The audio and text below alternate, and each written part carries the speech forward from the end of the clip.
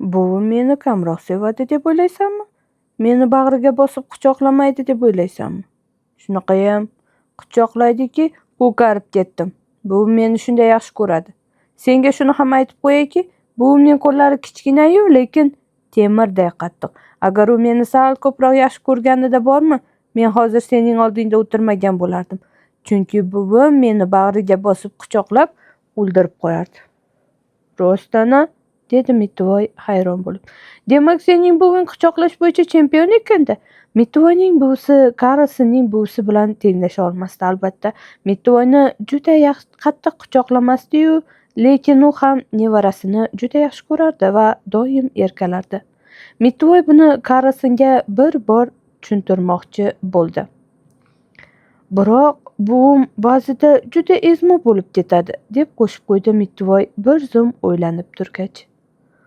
Oyog'imni ho'l qilsam yoki Lase Yanson bilan urushib qolsam, buvim javragan. Karlson bo'sh likopchani bir chekkaga surib qo'ydi.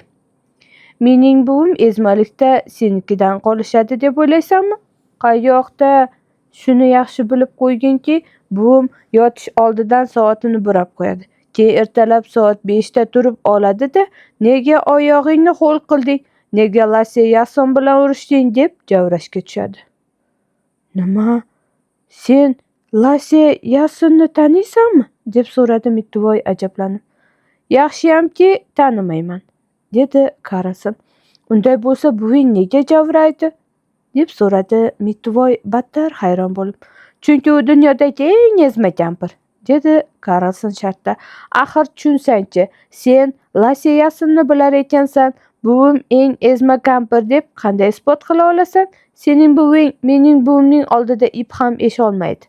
Buvim Lase Yanson bilan urushmagin, Lase Yanson bilan olishmagin deb ertadan kechgacha javragan.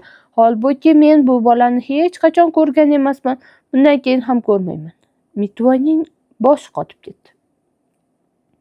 Axir bu qanaqasi bo'ldi? U o'zicha buvimning javragani juda yomon deb o'ylab yurardi. Endi bo'lsa u Karlsonni buvim aslida juda ezma deb ishontirishi kerak. Oyog'ingni jindak ho'l qildingmi? Bo'ldi. Javray boshlaydi. Paypog'ingni almashtirib ol deb hol jonimga qo'ymaydi, dedi Mittivoy Karlsonni ishontira ketdi. Karlson tushundim deganday bosh irg'ab qo'ydi. Nima? Sen buvim doim ketma-ket paypog'ingni almashtir deb zo'rlaydi deb o'ylaysanmi? Bilasanmi, men Ko'lmakka shunday yaqin kelishim bilanoq buvim qishloqning bir chekkasidan g'izillab chopib keladi-da, hadeb paypog'ingni almashtirib ol, Karlson deb javragan, to'ng'illagan. Nima, ishonmayapsanmi? Mittivoy yelkasini qisdi. Yo'q-e, nega endi ishonmas ekanman? Karlson Mittivoyni bir turtdi. Keyin uni stolga o'tqazdi. O'zaro ro'parasida ikki qo'lini beliga tirab turib oldi. Yo'q, nazarimda sen ishonmayapsan. Menga qara, hozir hammasini birma-bir gapirib beraman. Ko'chaga chiqdim-da, shartta ko'lmak kechib ketaverdim. O'zing bir o'ylagina, o'zim bo'lsam xaxolab kulaman. Shu payt birdan buvim chopib kelib qolsa bo'ladimi? Qishloqni boshiga ko'tarib baqirdi. Paypog'ingni almashtirib ol, Karlsonjo, paypog'ingni almashtirib ol. Xo'sh, sen nima qilding? Deb so'radi Mittivoy qiziqib. Men buvimga almashtirmayman dedim, chunki men dunyodagi eng dilozor nevaraman deb tushuntirdim.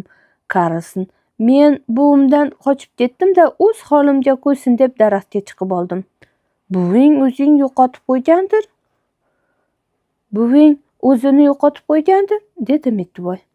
Mana, buvimning qanaqaligini bilmasliging shundan ham ko'rinib turibdi, deb e'tiroz bildirdi Karlson.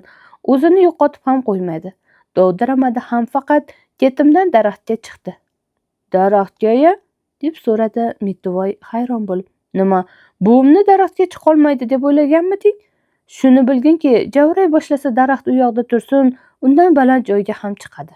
U men o'tirgan butoqqa chirmashib chiqarkan hadeb, paypog'ingni almashtirib ol, Karlsonjon, almashtirib ol deb ming'illayveradi.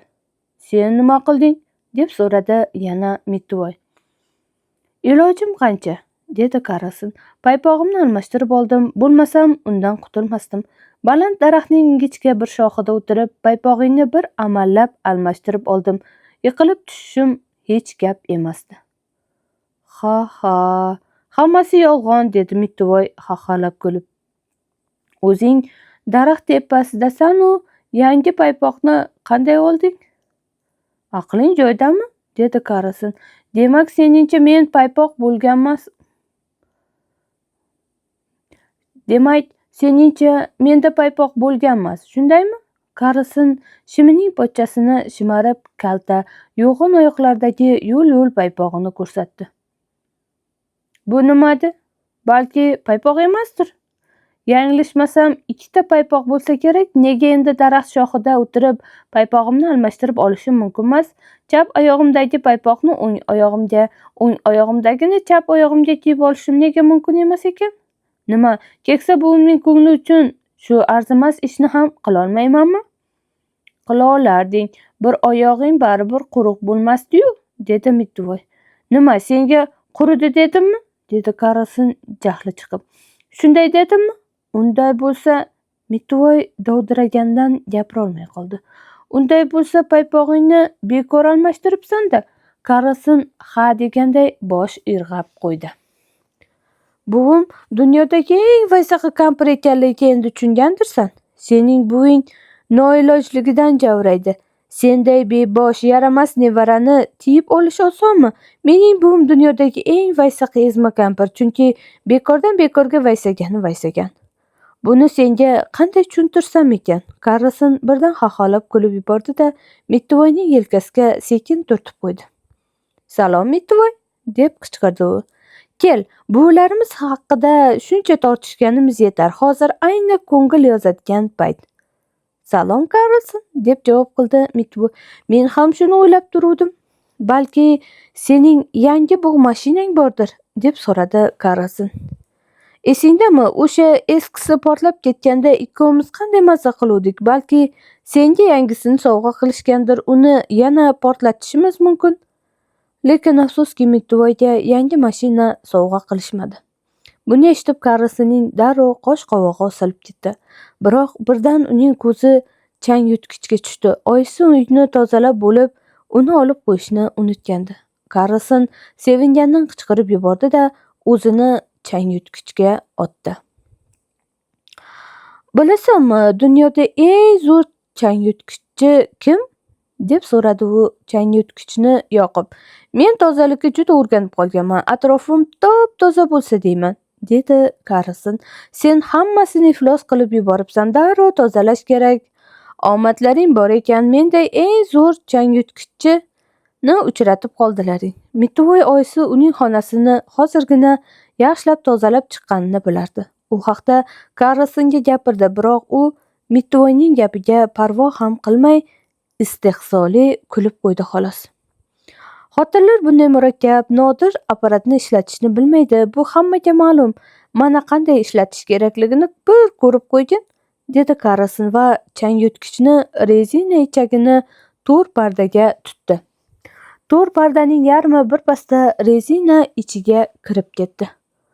Qo'y, kerakmas, deb qichqirib yubordi Mittivoy. Pardalar juda yupqa, nafis. Ko'rmayapsanmi, chang yutgich ularni so'rib oldi-yu. Qo'y, bas qil. Qarasin yelkasini qisib qo'ydi. Ha, mayli. Molxonada iflos xonada turaveraman desang, o'zing bilasan, dedi u. Qarasin chang yutgichni o'chirmasdan pardani sug'urib olmoqchi bo'lib rosa tortqiladi, lekin foyda bo'lmadi. Chang yutgich sira qo'yib yuboray demasdi. Bekorga o'jarlik qilyapsan, dedi Qarasin chang yutgichga. Tomda yashovchi Qarasinning kimligini bilmas ekansan. Pardalarni tortib chiqarishda u dunyoda menga yetadigani yo'q. U yana ham kuchliroq tortdi. Nihoyat pardalarni rezina ichakdan sug'urib oldi. Pardalar qop-qora bo'lib titilib ketgandi. Voy, qara, pardalar rasvo bo'libdi-ku, deb qichqirib yubordi Mittivoy dahshat bilan. Ular qop-qora bo'lib ketibdi-ya. Ha. Hamma gap shunda-da, sen isqirt tozalamagin deb o'tiribsan-a? Karason sen hali hech narsani tushunmaysan deganday Mittivoyning yelkasiga qoqib qo'ydi. Keyin yana gapida davom etdi. Mayli, xafa bo'lma, hammasi oldinda, garchi sen o'lguday isqir noshud bo'lsang ham kelgusida ajoyib yigit bo'lishing mumkin. Buning uchun seni bir tozalab qo'yishim kerak. Bugun seni tozalashdimi? Yo'q, dedi Mittivoy iqror bo'lib. Karason rezina ichakni qo'liga oldi-da Mittivoyga yaqinlashdi. Bu xotinlarga hayronman, dedi u.